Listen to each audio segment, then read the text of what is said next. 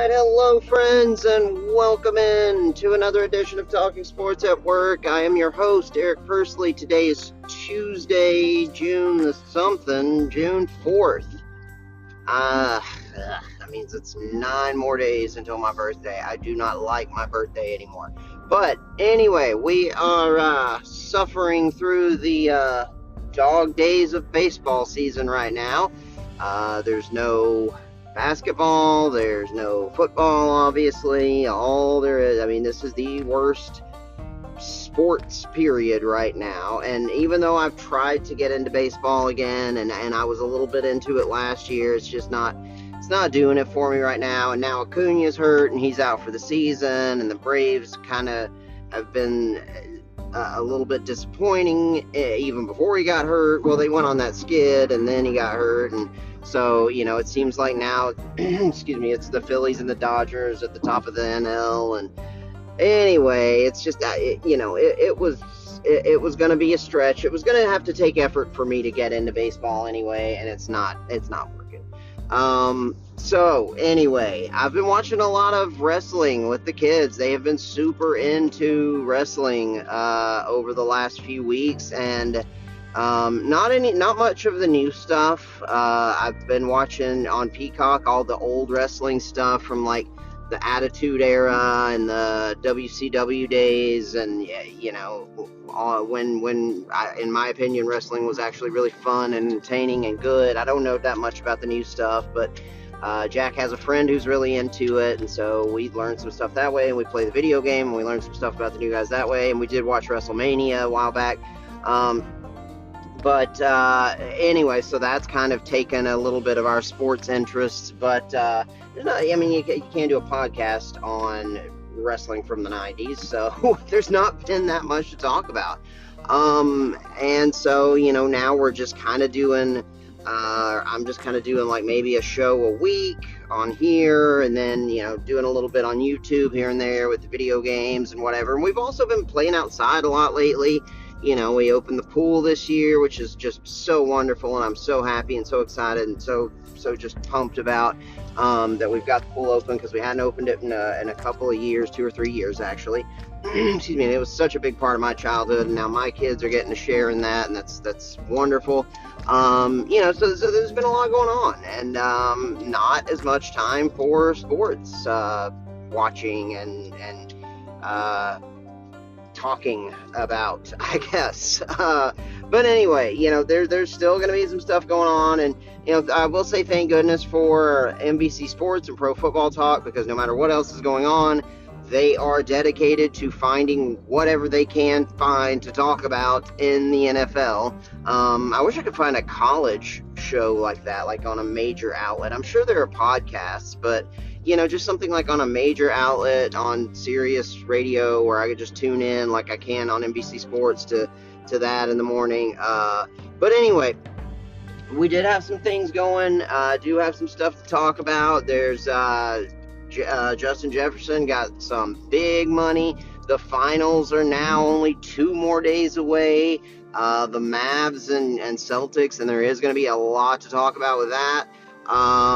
And the stuff going on with the WNBA, which now people are paying attention to, which that's very interesting. So we got a few things to talk about today. It's not a lot, but I'm not even going to say this time that it's going to be a short show, because every time I say that, it never ends up that way. The plan is this is going to be a short show, but we'll see. And also today, my AirPods for some reason are not working. I don't know what the deal is. I bought a new charging case a couple of weeks ago, or a few weeks ago, and it seemed like it was working great for a while, and now it's not working anymore. I don't know what the deal is. I really, really, really hope I don't have to buy new AirPods, though, because those things are stupid expensive.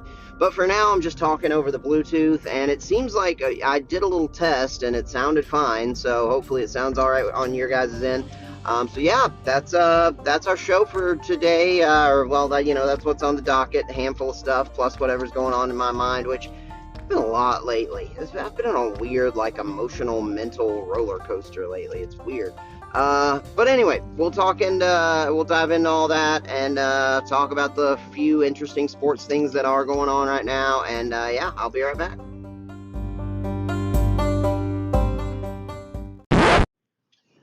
Alrighty, friends. So I am going to do something that I really never thought I would do, and that is start off our show, kick things off by talking about the WNBA. Who thought I would ever do that? But the reason I'm doing that is because that's kind of part of the point that I'm making. Is the WNBA is now news. It is now interesting to people. It is now getting eyeballs, it's getting attention, it's getting ratings, it's now leading off a lot of major sports shows. I mean, you see Sports Center multiple times over these last couple of weeks now leading off the show talking about WNBA, not just buried in the C block or mentioned offhand as before they talk about the real sports. And now they're really talking about the WNBA, which I find interesting. And the reason is obviously Caitlin Clark. And the reason, and so the whole big thing with all this is Caitlin Clark has just been getting the living shit beat out of her in just about every game. It seems like she's getting, like 90s playoffs fouled, getting, knocked over, tackled, body slammed, beat up, elbowed.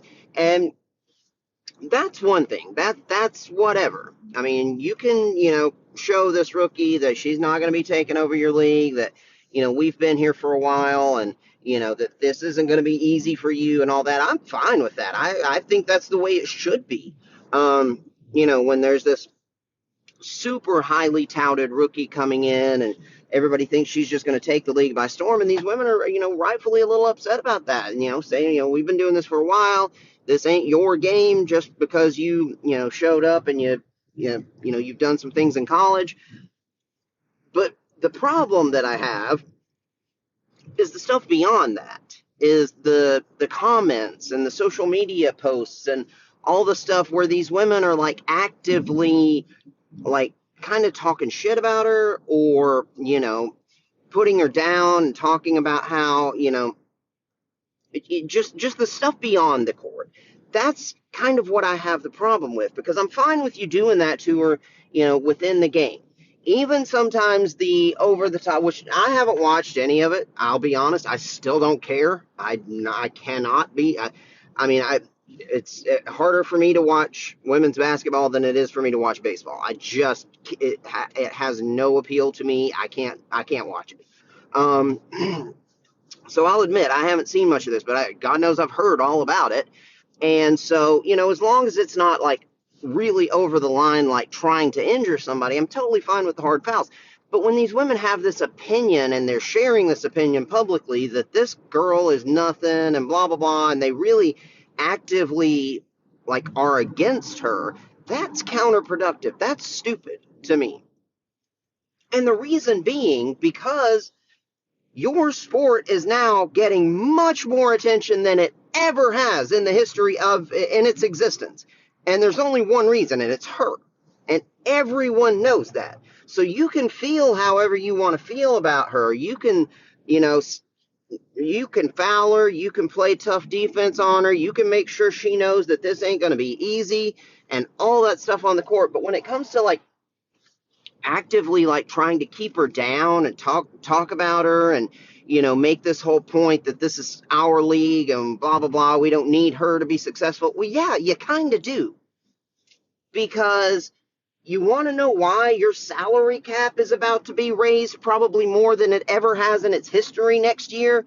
It's Caitlin Clark. You want to know why Angel Reese and others, Angel Reese, another rookie, but many other WNBA players are getting sponsorship deals and getting more marketing money.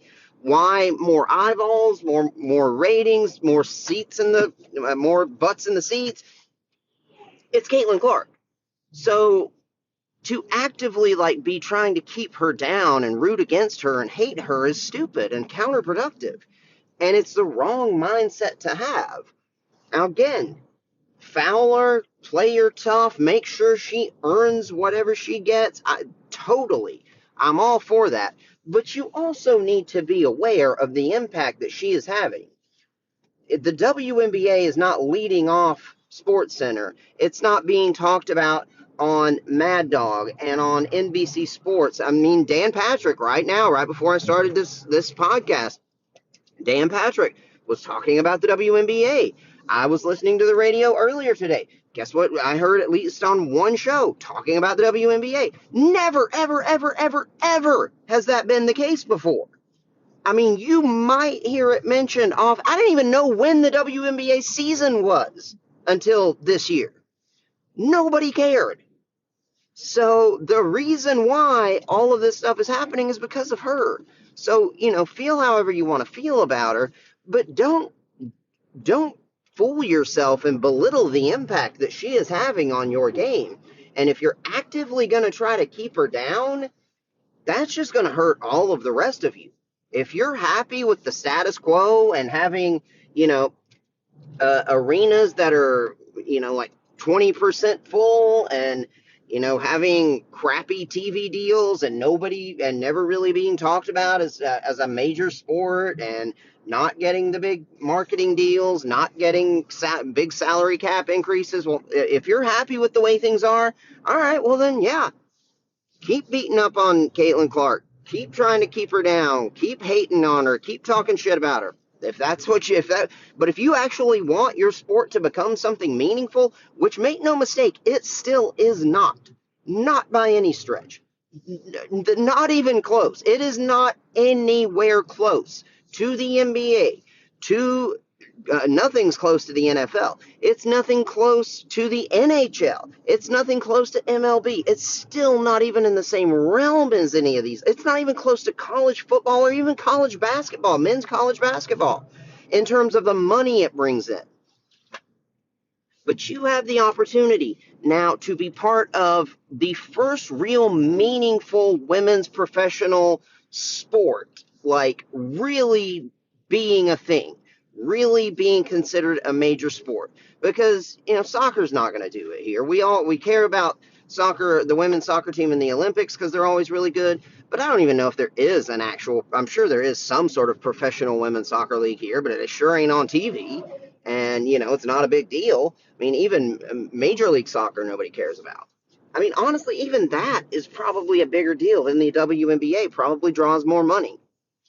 But you have the opportunity now to really be part of growing this thing into a legitimate major sport, the first true women's major professional sport.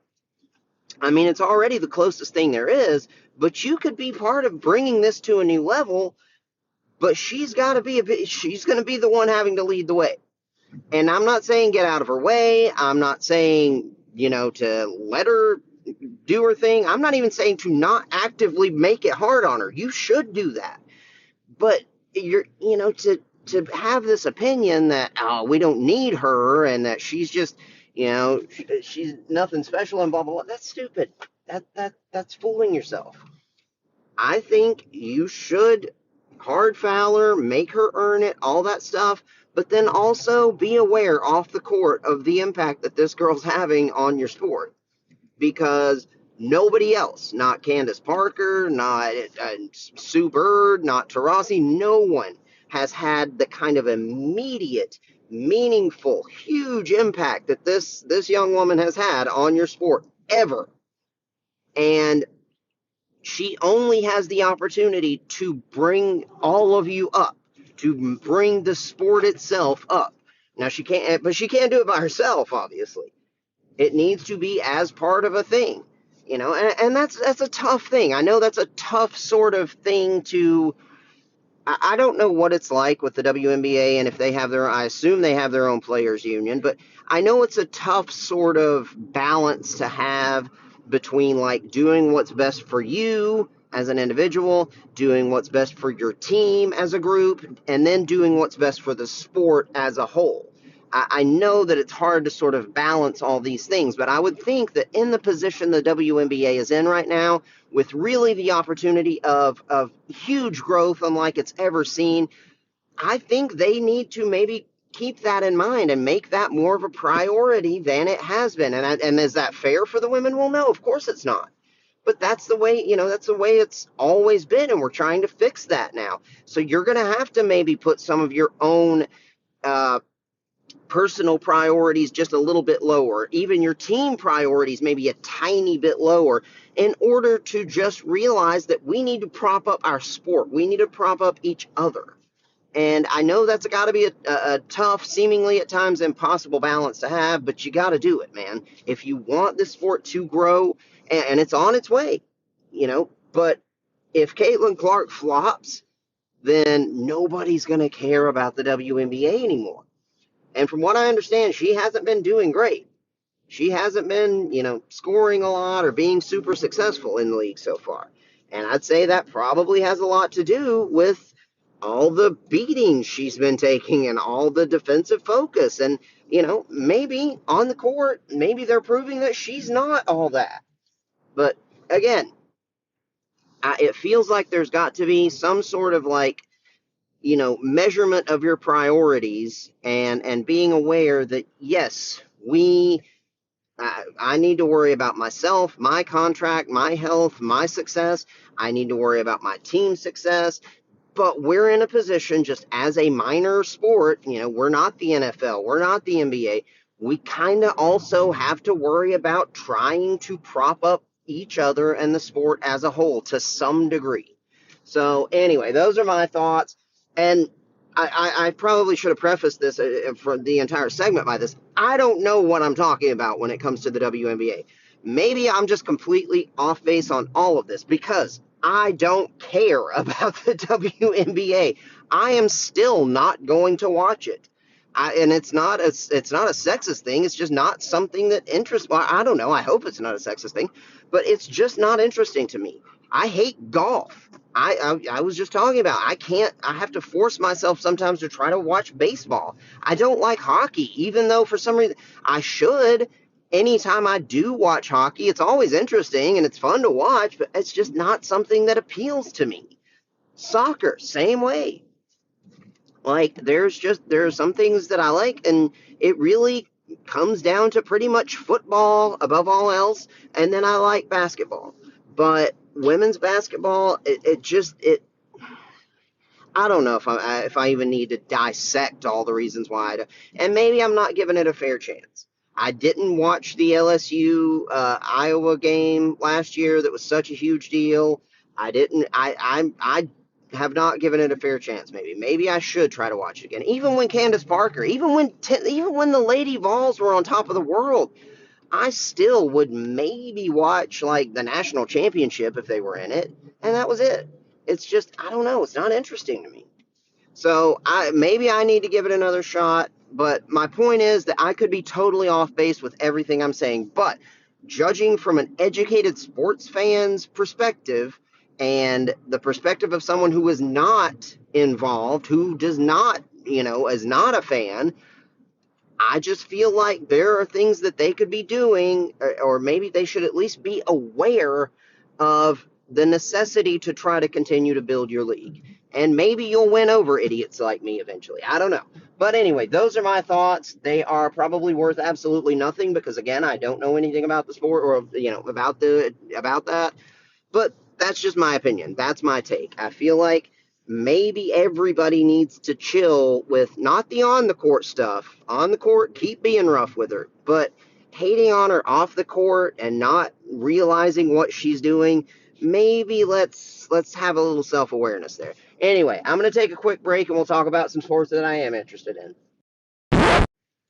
Alrighty, hey friends, back again. So, just gonna throw this out there. I'm doing the episode today because I realized that even though there's not a lot of sports stuff to talk about, this has been like, and I've mentioned this in the past as well, this has been sort of like therapeutic for me. And just being able to talk to like my very tiny little audience, or just being able to get these thoughts out and just whatever, has been very helpful for me just mentally and emotionally lately. And I think getting away from doing that, not doing it as much for a variety of reasons, has maybe put me into, or played a role in me kind of being in a little bit of a funk lately. And like, I feel like I've been over the last few weeks, like either like even when I'm okay and in a good mood, like I feel like I'm just like right on the edge of a potentially devastating depression. I don't know why, but something's just been off. Now, I didn't go to any of my Zoom meetings last week. I know that probably played a role in it as well. I haven't been making any sort of efforts to have any sort of social life like I need to.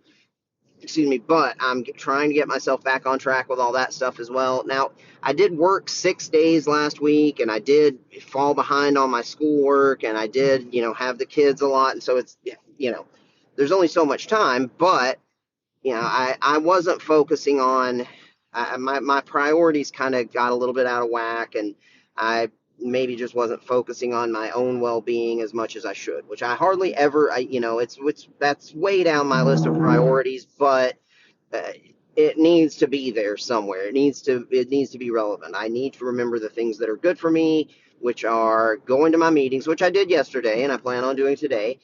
Doing this seems to help. Getting exercise helps, and trying to have some semblance of a social life. Those are the things that I think I really need to continue to try to improve and work on. And so I'm going to try to get that back on track, and really just doing this as part of that for me. So thank you for being part of my well-being and my therapy here.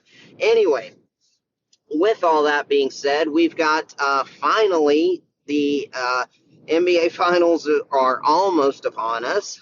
Um, and I'm going to tell you, I won a good little bit of money on the Mavericks in that last series. After I saw how game one went, I knew they're going to win this series. Now, I still thought that it was probably going to go 6 games, but I knew after seeing game one, the Mavericks were going to win that series. And so there were a couple of times that I actually meant to put money on the Mavs money line, and then I got distracted and had something happen. I remember once I had to go pick up the kids, and I had some bunch of stuff going on. And by the time I got the app open and tried to place the bet, the game had already started, and so I couldn't. And then it was the same sort of thing another time. So there were 2 games there that I missed the opportunity, and of course they won both of those games, and they were underdogs in both of those games. Actually, I think it might have been game one and game two. Um, and so anyway, then I ended up there was another game in the series. It was game four, I think, that I was worried that the Wolves were going to win that one, so I didn't bet the money line on it. I did a player parlay and ended up losing it. But then, anyway, throughout the then I put a really big bet on them. The biggest bet that there's one number that is the biggest bet I've ever made on any one thing, and I've made it on a handful of things in the past, and I put it on the Mavs in Game 5, and of course that paid off, so I was really happy about that, and I'm going to be putting some money on them in these first 2 games as well, because I am very, very confident that Dallas is going to win either Game 1 or Game 2. I don't know which one, and I doubt they'll win both, but they're going to be underdogs in both of them, no matter what happens. They're right now it's 6.5, and so the money line's like 205, I think, the last I saw. So I'm going to put at least a bit on that. And then if they lose, we'll see how game one goes. I mean, if it's not at all what I'm expecting, then maybe I'll change my opinion. But right now, I feel very confident that Dallas is going to win either game one or game two. Now, I don't know who's going to win the series. I think this is going to be a really good, really tough series that's going to go 6 or 7. I'm rooting for the Mavs, even though I've liked Boston for a while. I've kind of been a halfway closet Boston fan. I've just always liked the Jaylen Brown, Jason Tatum duo, and I've always thought it was so ridiculous when people kept talking about needing to split them up, and you still hear that. Just as recently as a couple of weeks ago, we were hearing people talk about that. But actually, yeah, just even a couple weeks ago, I was hearing Evan Cohen saying they needed to do that if they didn't win the championship this year. And I don't agree. Anyway, that's a whole other topic. I think that's absurd. But anyway, my point is, even though I've kind of liked Boston for a few years now, I am really very much on this Mavericks bandwagon. I love Luka. I've always been a big Kyrie fan, even though His personal stuff off the court is just insane, and he's, for a lot of his career, been more of a problem than he has been a solution for his teammates and for the organizations. But you can tell he has matured so much over the last year or so that he seems just like a different person. Now, personally, he may still be the same guy, but he's not letting it impact him on the court at all. And he's totally okay, you can tell, with now being the Robin to Luka's Batman, which is what he has needed to be throughout his career. And he just wasn't able to accept that. But now he realizes, that's the best position. That's the best way for him to be, for them to win. And it's worked. But he's always been one of my favorite players in the league. Always been one of my tops throughout, ever since he's been in the league. He has been one of my favorite, like, top 2 or 3 players to watch. I just love the things he can do. And so I like him. I love Luka as well, even though I really, really, really, really get sick of him constantly bitching at the officials. Constantly, constantly, constantly. It seems like as the playoffs went on, he's kind of gotten to where he's not quite as bad about that, but that's something that he's done forever, and it's just way too much. It's way over the top. But other than that, I love everything about his game. He's a ton of fun to watch, and I just like the team that they've built around them as well. I think they've done a great job building this team, and it's nice to see Jason Kidd having some success as a coach as well. So, and to be having success there in Dallas, where he had success as a player as well. And it's funny because it seems like Dallas is always like, every time they are really good, it seems like it comes out of nowhere and they just rain on somebody else's parade. Like, I remember, I will never ever forget. I don't know how long exactly or what year it was, but it was the year when everything was lined up perfectly for it to finally be Kobe versus LeBron in the finals. It was LeBron's first or second year in Miami, I think. The Lakers were great. Pau Gasol was there. They had been, this was at the height of the post-Shaq Kobe Lakers. And everything was lined up for them to, I guess it would have been the first year that he was in Miami. Because, yeah, they lost that series. So,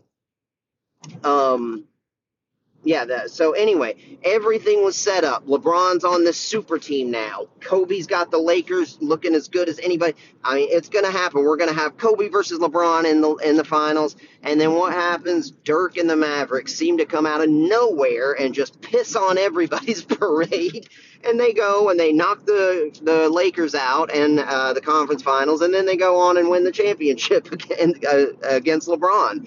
And it seems like that's the same thing that's happening this year as well. Like, no, even though we all thought that the Mavericks were going to be a playoff team and they were going to be pretty good, nobody had them making it to the finals. Even just before the playoffs started, nobody really had the Mavericks making it. But now here they are. Everybody thought it's going to be Denver or maybe one of these up-and-comers like Minnesota or Oklahoma City can make a run. But nobody, a lot of people had the Clippers. But nobody had Dallas. It was supposed to be Denver versus Boston or one of these young teams. Then, especially once Denver was knocked out, it was going to be Minnesota versus Boston. And now here we are with the Mavericks just just raining on everyone's parade again. And I actually love them for doing that this year because I don't know. Now I don't have a vested interest in it. That my Kobe Lakers are obviously long gone, and Memphis is totally irrelevant without Ja Morant. And, my leftover Lakers fandom from the post-Kobe days is tepid, mostly. Although I do still consider myself a Lakers fan and a Grizzlies fan. I'm like split 50-50 right now. Neither one of them were very good. The Grizzlies were horrible. The Lakers, that's a whole other topic for another day as far as what their future might look like. But I do really like the Mavericks, and I'm going to be rooting for them. And again, I do really think that they are going to get either game one or game two in this series. And so I'm probably going to be putting at least a little bit on the money line on both of those games. And I would recommend my listeners do the same because they are going to be underdogs in both of them. Unless maybe they just somehow come out and totally destroy Boston in game one. But even if they did that, they're still going to be an underdog in game two. But yeah, I think they're going to get one of these, and then I don't know how I mean, Boston is the team that's supposed to win, right? I mean, they're the team that's been building up to this for years. They're the juggernaut in the East, but this is going to be by far their biggest test and the toughest opponent they have played in these playoffs, and I don't know that they're going to be ready. And that's one of the reasons why I think that Dallas is going to get one of these first two games, because I think they're just going to come out and punch Boston in the mouth, unlike they have been so far this postseason. They haven't had to play anybody like this so far. So anyway, those are my thoughts on the finals. I'm rooting for the Mavericks, even though I do like Boston as well. And I think they're going to get one of those first two games. As far as who's going to win the series, though, I don't know. We'll have to see how things go. If I had to make a picking with my head, I would probably say Boston in 7 would be my pick. Picking for with my what I'm rooting for, I would say the Mavericks. I still want it to be 7, so I'll say Mavs in 7. And maybe they ruin things in Boston's home court. That would just be appropriate. So anyway, those are my current thoughts on the finals. We'll have plenty more of those once the finals actually start up. I'm sure I'll start doing more shows. There'll be more things to talk about then. So I'll do more podcasts. I'll also do some YouTube episodes, maybe some betting advice. I'll pick out some parlays that I like, maybe do some episodes on that as we here as the finals get going. So 2 more days, and we will actually have some more stuff to talk about. I'm going to take a quick break, go through maybe a lightning round of whatever topics I had left, and yeah, be right back. All right, hi friends, back again. I said friends, I don't know what that was. Hey friends, so I'm back again. Anyway, so you know what? I think this really is. I was talking about the therapeutic nature of this, and I really do feel like this is actually like I already feel better today, which I was already. I kind of woke up on the wrong side of the bed a little bit this morning. Like I woke up late, first of all, which always sort of freaks me out and throws me off. I usually have 3 alarms set on my phone because I know I'm going to snooze them, and I misset the other 2, so I only had 1. And when that one woke me up this morning, I remembered thinking, well, I've got the 2 other ones. I'm just going to turn this one off, and then yeah. So I woke up later than I meant to, but it wasn't like late. We still had plenty of time to get ready because I didn't have to be at work super early. And now that school's out, Arlo doesn't have to catch the bus at 7:15 in the morning, so we were able to still sort of have time to have breakfast and get ready, and so it was okay. And after I adjusted to waking up late, I kind of got in a better mood as the morning went along. And now, you know what? After doing this for a little while, I'm feeling pretty good. So, and like I said, I'm going to go to my Zoom meeting again today. I've got the day off tomorrow, which means I'm going to have a lot of stuff. I mean, I'm always busier on my days off than I am on my work days, but I'll be able to get a lot of stuff done that I've been kind of that's been sort of hanging on my to-do list for a while now.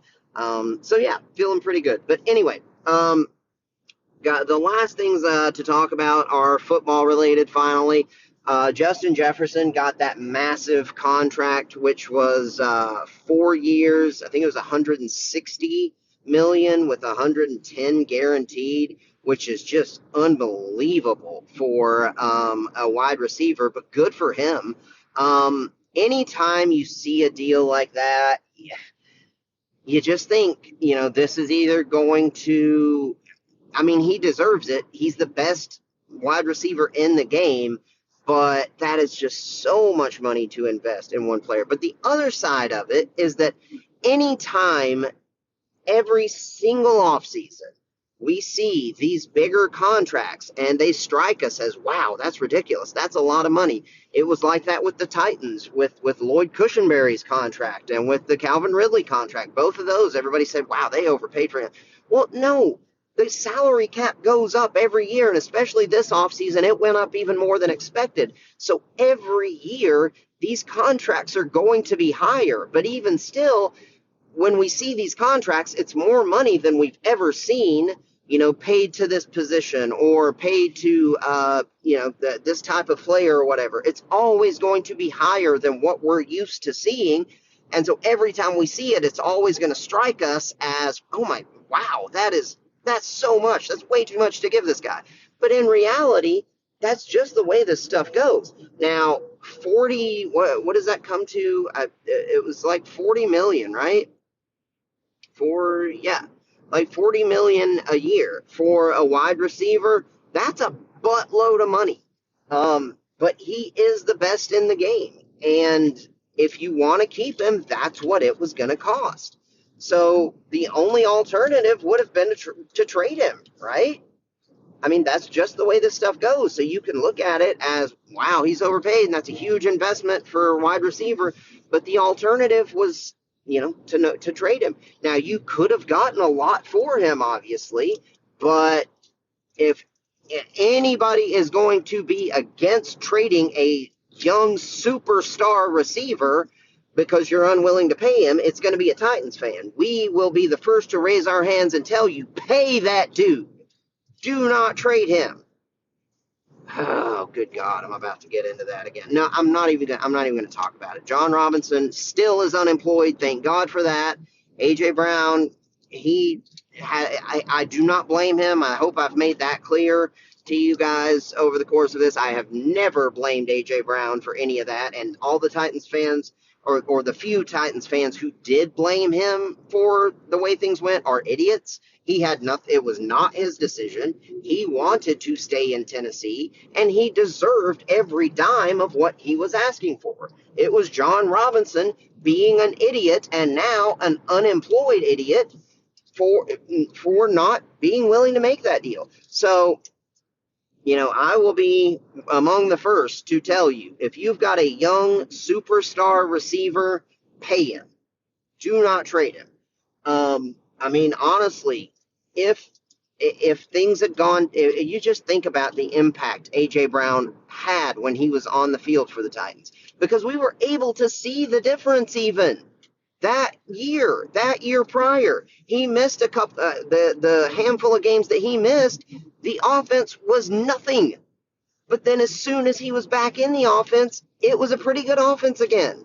So, you just got to think, and I've said this before, the people who deserve to be the angriest and the most resentful at John Robinson for that are Ryan Tannehill and Derrick Henry, because he screwed them out of any opportunity to even make a run at a Super Bowl those last 2 years, because he traded away okay. Anyway, so the point is, good for Justin Jefferson, good for the Vikings for doing what was necessary, and especially realizing that they are now currently in a position to do that, because you don't have Kirk Cousins on the books anymore. You're going to have this young rookie quarterback on rookie quarterback money for the next 4 or 5 years, even though it does shoot up quite a bit in that fifth year. It's still not nearly, high caliber starting quarterback money. So you're going to have this guy on this rookie deal for the next 4 or 5 years. Go ahead and pay everybody, pay the skill player, especially somebody like Justin Jefferson, who's going to be J.J. McCarthy's best friend, who's going to be the best thing he could possibly ask for, is a receiver like that. And they've got a good offensive line. So I think that the Vikings are really handling this the right way. They paid him. They did what they should. And I think the Vikings are a team to watch out for. I was not a big J.J. McCarthy believer, but I am a big believer in Kevin O'Connell. I really think he's one of the better offensive coaches in this game. They've got a really good offensive line, an underrated offensive line. They've got one of the best receiving cores in the game. They've got an improved defense. The Vikings are a team to watch out for. If McCarthy is able to be pretty good, the Vikings are going to be a team to watch out for. And now the other element of this, obviously, is now the market has been reset again. So CeeDee Lamb, Jamar Chase, are these guys going to be expecting contracts? You got to think they're going to be expecting either minimum the same contract, the same amount of, per year dollars or more. Even though Jefferson is better than both of them, that's just the way this thing goes. So now, here's another example of the Cowboys not knowing what the hell they're doing. If you would have just gone ahead and paid CeeDee Lamb, you could have been the ones to set that mark. You could have maybe paid him $38 million a year. But now, if you're going to keep him, it's going to cost at least 41 minimum. So anyway, and maybe that's not a huge difference, but and that was another thing that I have to mention is even with all of this, you guys know how I feel about the Cowboys. It seems like there is more oversaturation of Cowboy stuff than even New York teams, because every day, and it happened again today, I'm driving, I'm scanning through the radio stations, which what I've got on my little favorites for my sports channels. I've got ESPN, I've got Mad Dog, I've got NBC Sports, I've got Fox Sports, and I've got NFL Network or NFL Radio. And so that's another interesting topic that I haven't talked about is now ESPN buying NFL Network, which that's a whole other thing. I forgot about that. I'm going to put that on my topic for the next, as a topic for the next episode, because there's a lot to talk about with that. But anyway, those are the five that I have there. And it seems like I can never, no matter what's going on or how little is happening, I can never make it through a morning without at one point hearing something about the Cowboys. It happened again today. And I almost made it all the way to work before it happened. I was turning on like the last road I have to, the second to last turn I make before I get to work. And I'm flipping through and I hit it on Fox Sports Radio. And of course, here they are talking about the Cowboys. For what reason, I don't even know. But I just had to roll my eyes. And the only relevant thing there is to talk about with them right now would be CeeDee Lamb, and that's just because of the Justin Jefferson deal. Another thing that was being talked about, and this was being talked about on NBC Sports, was Trevor Lawrence is, you're wondering if and when he's going to get paid. Now, he does still have, I think this is going to be his fourth year on his rookie deal, and then he's going to have the fifth year option, I think, still after that. So it's not like they have to pay him right away, but they should. And Chris Sims was talking about this, and I 100% agree with him. I mean, even though, yeah, maybe he hasn't so far lived up to everything you've hoped he could be, there are reasons for that. I mean, his rookie year, you've had Urban Meyer in there as being the most dysfunctional organization in recent NFL memory. And then he's having to recover from that. And you bring in Doug Peterson, and he finally looks good his second year. And then last year, maybe he has a little bit of regression, but he was playing hurt for most of that season. But this dude is everything you could want in a quarterback. And now what's going to happen, most likely, if you don't go ahead and extend him this offseason, where you could get him right now, you could go ahead and sign him for like $40 million a year and go ahead and lock him up. But if you wait and have him play this season, there's a very real chance that he's going to come out and throw for over 4,000 yards and 30 touchdowns and have a great year. And then you're going to have to pay him the kind of Mahomes Burrow money. So I don't know what the Jaguars are thinking, but this is something they were saying on NBC Radio too. It's never going to be cheaper. It's never, ever going to be cheaper. It's only going to go up. So if you know that you want to keep him, which you should, I mean, he's been at worst a good starting quarterback, and he's still got the potential to be a great one, just go ahead and re-sign him. It's only going to cost you more in the future. no matter what happens. Even if he has another so-so year, it's still going to cost you more next offseason because contracts are going to be higher. That's just the way this stuff goes. But the only explanation is that they're still not sold that he's really their guy. And maybe if he does come out and has another so-so year next year, maybe they'll be thinking we could find somebody better. I don't know. But I know if that does happen and they do let him go, there will be any team with a quarterback question in the NFL salivating over the opportunity to go get that guy. So anyway, those were the last things that I really had, I think, on my topic list for today. I did keep it relatively short, I think, compared to my usual episodes. At least it wasn't a really long one. So I hope everyone has a great Tuesday. I hope you have a great week. Hope you're having a great late spring, early beginning to summer as well. You guys know this is usually not my favorite time of year, but with us having the pool open and now having lots of fun stuff to do, I think I'm going to enjoy this summer. And also, this is something too. I've been having second thoughts about it. I got the kids, both of the boys, signed up for full contact tackle football this year for the first time. They'd played flag football before, and I knew that eventually, they were going to move into tackle football, but I wasn't sure if it was going to be this year or next year. And they were both very determined that they want to play tackle football this year. And I was sort of on the fence about it, so I let them make the call. And this morning, for whatever reason, I guess I'd been thinking about it yesterday, and then I woke up this morning and was just really starting to have my doubts and worry about it. And I don't know. I just, they were great at flag football, and I hope they're going to be great at tackle football. But, Jack certainly has the aggression and competitive nature that you would want. But he's also small for his size, for his age, and he's going to be a 5-year-old playing on a 6 and under team. So he'll be one of the, on the younger end of the guys out there as well anyway. And so, I just, I don't know. And Arlo, he's got the body for it, but he doesn't have that super competitive, super aggressive sort of mindset. And so, I don't know. I'm sure they're going to do great. I'm sure they're both going to be fine. And it's just something for me to worry about. I've always got to have something to worry about with the kids. But anyway, I started having second thoughts about that this morning. And I talked to a friend of mine who he signed his son. It's one of Jack's friends' father, and he and I have kind of become friends lately. And I was talking to him about it, and he had signed his son up for flag football for the first year this year, and he had wanted me to sign Jack up for flag football as well. And the thinking was that he and I could coach a team together, which would have been awesome. But Jack was just so determined that he wanted to play tackle football.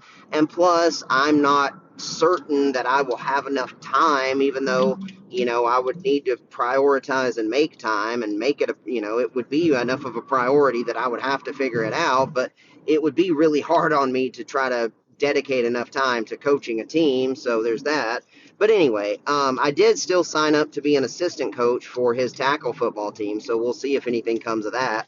That would be pretty cool. I don't feel like I'd be knowledgeable or experienced enough to be a head coach on the full contact team, but I think I could be an assistant coach and be helpful, so that'd be cool. Anyway, so those are my thoughts right now. I'm getting close to actually having to get to work, getting close to my route, so I do hope everyone has a great week. I will maybe do a YouTube episode tomorrow. We'll see how things go. Maybe I can try to look at some of the betting lines and some of the player props and stuff for the finals, and we'll see about that. But yeah, if nothing else, I'll be back on YouTube this weekend, I'm sure. And yeah, we'll see you again soon. Hope everybody has a great week. And yeah, love you. Bye.